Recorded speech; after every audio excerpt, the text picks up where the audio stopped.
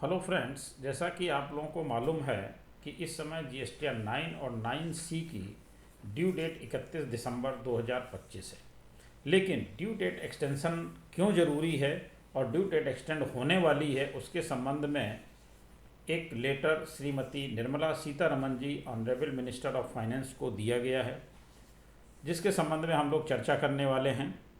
उससे पहले एक छोटी सी रिक्वेस्ट कि अगर आपने अभी तक हमारा चैनल सब्सक्राइब नहीं किया है तो कृपया सब्सक्राइब करें और बेल आइकन अवश्य प्रेस करें, जिससे हमारे अपलोड होने वाले वीडियो आपको जल्दी से जल्दी मिल सकें। जो लेटर दिया गया है उसमें ये बात कही गई है कि क्यों इसकी डेट एक्सटेंड होनी ही चाहिए और क्यों हम उम्मीद कर रहे हैं कि बहुत जल्द डेट एक्सटेंड होने वाली है।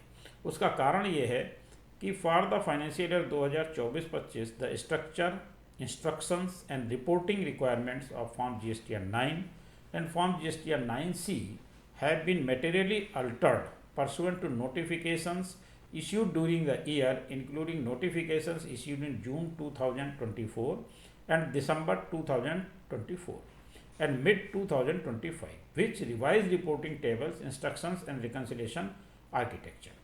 तो आपको मालूम है कि इतने सारे अमेंडमेंट इसमें किए गए और उसके बाद फिर FAQ भी जारी किए गए, और जो FAQ जारी किए गए यानी लेटेस्ट FAQ जो जारी किया गया वो 4 दिसंबर 2025 को जारी किया गया।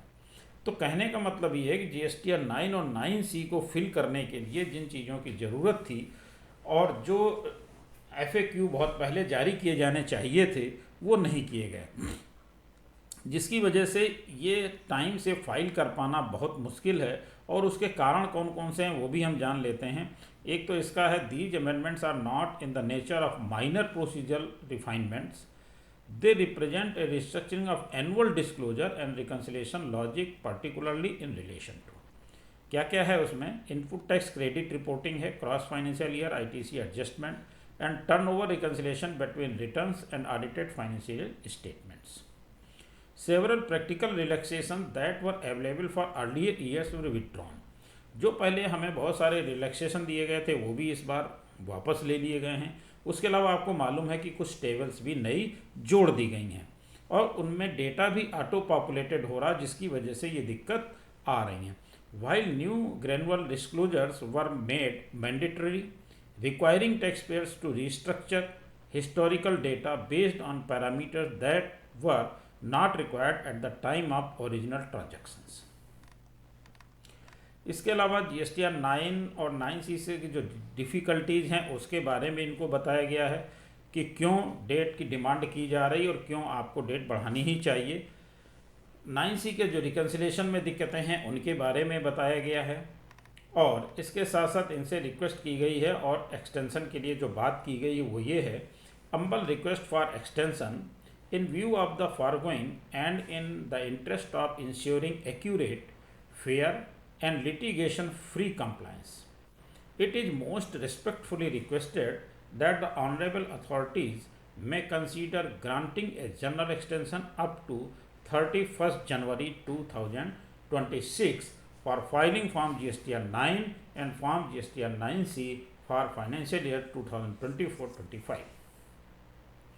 देखिए, जो डिमांड की गई है वो भी बहुत कम की गई है, यानी 31 जनवरी 2026 तक के लिए ही केवल डिमांड की गई है, जबकि आपको मालूम है कि GSTR 9 और 9C को बनाने में जो मेहनत लगने वाली है, जो समय लगने वाला है वो काफ़ी ज़्यादा है और इसकी जो टाइम हमें मिल रहा है वो भी बहुत कम है, क्योंकि लेटेस्ट जो FAQ आया वो 4 दिसंबर 2025 को आया है। तो उसके बाद हमारे पास समय बहुत कम रह जाता है। तो डेट तो और ज़्यादा एक्सटेंड होनी चाहिए, लेकिन फिर भी जो डेट एक्सटेंशन की डिमांड की गई है वो केवल 31 जनवरी 2026 तक के लिए की गई और उसमें दोनों ही फॉर्म GSTR 9 और 9C फाइल करने के लिए। तो मेरा ख्याल है कि ये डेट बहुत जल्दी एक्सटेंड होनी चाहिए और बहुत ज़्यादा डिमांड नहीं, इसलिए भी 31 जनवरी 2026 तक के लिए तो एक्सटेंड होनी ही चाहिए। This representation is made not to seek dilution of statutory obligations, but to request a reasonable and pragmatic transitions period, considering the timing and scale of changes introduced through delegated legislation and subsequent clarifications.